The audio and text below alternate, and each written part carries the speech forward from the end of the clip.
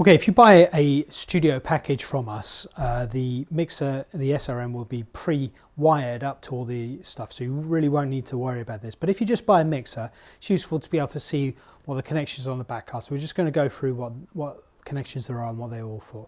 So these are the first four, the mic line channels. Very simple. You've got stereo inputs on phono connectors, so these are the line inputs, and then we have 4 microphone XLR inputs which you plug the microphones in. The SRM provides phantom power for condenser microphones, and you can also plug dynamic microphones in, so you can, whichever type of microphone you're using will work. You don't have to turn off the phantom power in order to plug in a dynamic microphone.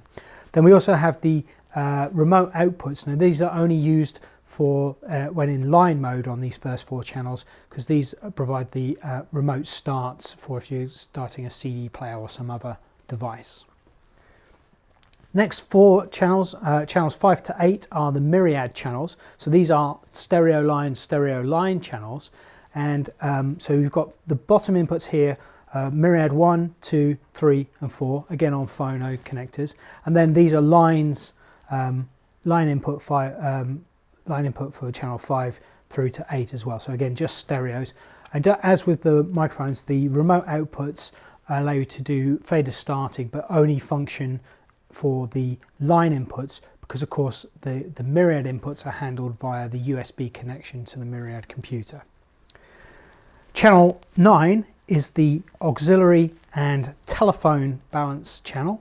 So the simple bit is the line input, again just a standard phono input, and also the remote output, again that just outputs a closing contact to allow you to remote start any stereo source you put in. This is actually the this input here is the same as the input on the top of the mixer, the auxiliary input, so you can either plug into the jack there or into the back here, so you can use either of those. Then we've got the telephone inputs, both the line and the handset. So the line input is that needs to go off to the BT socket on your wall, and it's an RJ11 connector it's called. So you can get these, we can sell them to you, or you can get them from any good shop like Maplin or some other electronic shop. So the line is the one that plugs into the BT socket on the wall. The handset is just to a standard analog handset which you can buy from virtually anywhere. So that just plugs into that, and that's what allows you to actually dial numbers or receive calls before you route them through the mixing desk. The next section here, we've got the main outputs. So main outputs are on XLR, balanced outputs, so you need a pair of XLRs going off to your transmitter, your encoder, or whatever other thing you want. This is effectively the program PGM output that we talked about in the previous video. And then this one is the record output, and this is what's usually connected to myriad, again on phonos, and this is what the record output is. So normally that's connected to myriad or whatever other recording device you want to put in there. This one here is the broadcast listen input. So normally that would be used for the feedback from either an FM receiver or post-processing, and this is what you would listen to when you press the Bcast listen button in the monitoring section on the SRM. So normally that's just a feedback from some device further down your transmission chain. In a lot of our studio packages that's not actually connected to anything. Here we've got this USB serial connection. This needs to be plugged into the myriad computer, and this is what allows myriad and the SRM to communicate, and how the SRM knows when cart players are in use in myriad. Then here we've got 4 1/4-inch jacks. We've got presenter and guest headphones. Now these are mirrors of the presenter and guest headphones that are on top of the mixer. So this allows you to, instead of having headphones plugged into the top of the mixer, you can actually have them plugged into the back as well for neatness.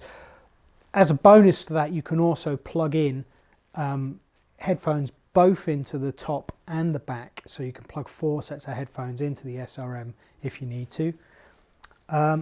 Monitor outputs, little speaker icon there. This is the output that goes to your speakers.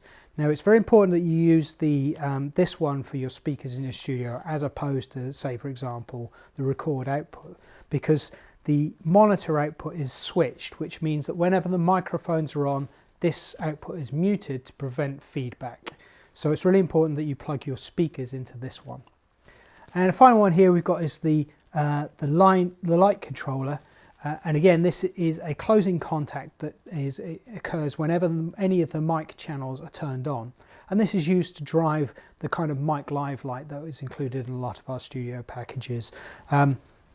If you need more information on how to connect up any type of light you might have, there is information in the SRM manual on how to do that, because it's a closing contact, you can only pass a certain amount of current through it before you damage the SRM. So if in doubt, check the manual, and if still in doubt, give us a call.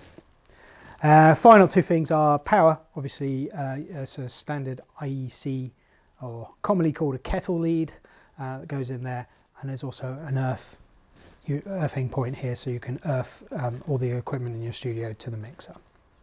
So that's it, that's the back of the SRM.